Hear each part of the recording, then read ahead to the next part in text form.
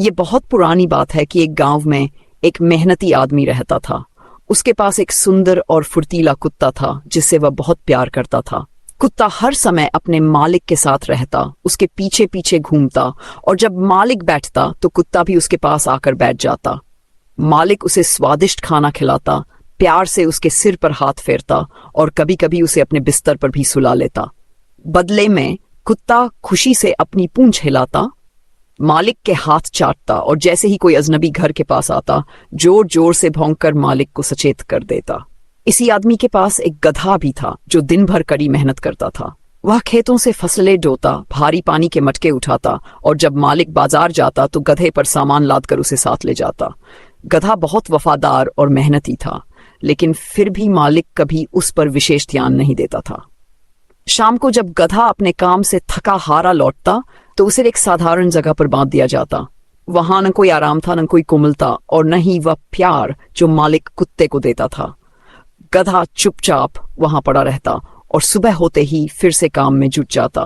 ایک دن ایسا ہوا کہ گدھا کام سے لوٹ رہا تھا جب اچانک اس کی نظر مالک کے کمرے کی کھڑکی پر پڑی۔ ججناساوش اس نے اپنا سر اندر جھانک کر دیکھا تو آشچریہچکت رہ گیا۔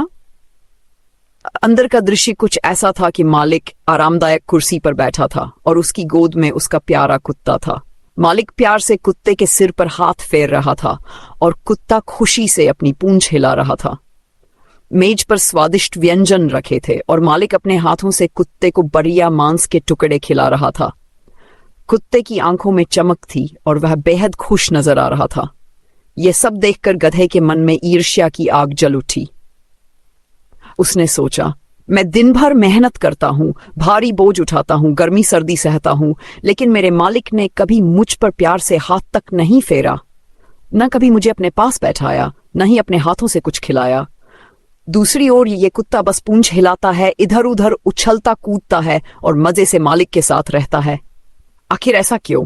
کیا میری محنت کی کوئی قیمت نہیں؟ یہ سوچ کر گدھے نے ایک ترکیب نکالی۔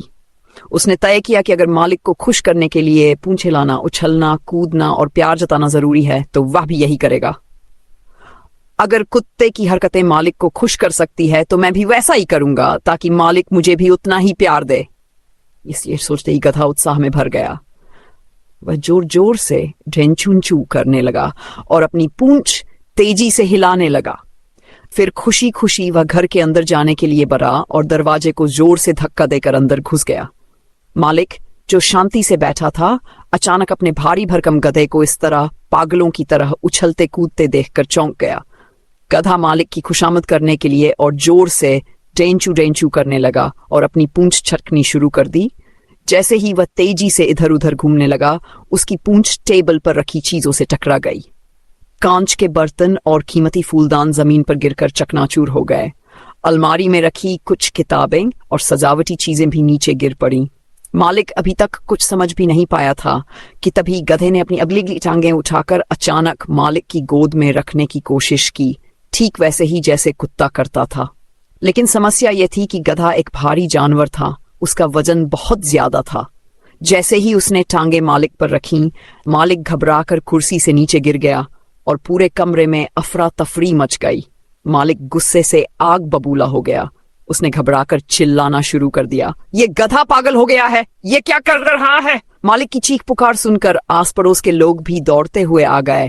جب انہوں نے گدھے کو اس عجیب و غریب طریقے سے اچھلتے کودتے دیکھا تو وہ بھی پریشان ہو گئے۔ سب نے مل کر گدھے کو قابو کرنے کی کوشش کی، یہ اور اسے لاٹھی ڈنڈوں سے مار مار کر گھر سے باہر نکال دیا۔ بیچارہ گدھا حیران پریشان تھا، وہ درد سے کراہ رہا تھا، لیکن اس سے بھی زیادہ اسے اس بات کا صدمہ تھا کہ جو حرکت کتے نے کی وہی جب اس نے کرنے کی کوشش کی تو کتے کو پیار ملا اور اسے مار۔ وہ من ہی من سوچنے لگا، یہ کہاں کا نیائے ہے؟ آخر میں نے بھی وہی کیا کتا کرتا تھا، پھر مجھے سزا کیوں ملی؟ کیا پیار اور عزت صرف شکل صورت اور عادتوں سے ملتی ہے، محنت کا کوئی مولیہ نہیں۔ یہی سوچتے ہوئے وہ اداس من سے گھر سے دور نکل گیا، اپنی قسمت پر افسوس کرتا ہوا۔